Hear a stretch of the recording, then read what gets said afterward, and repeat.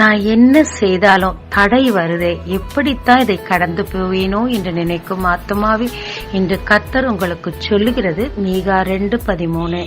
தடைகளை நீக்கி போடுகிறவர் உங்களுக்கு முன்பாக நடந்து போகிறார். பல பிரச்சனைகள் தடைகளை நீக்கி கானான் எல்லை வரைக்கும் தேவஜனங்கள் வந்த போதிலும் எரிகோ மதில் கானானுக்குள் போக தடையாயிருந்தது.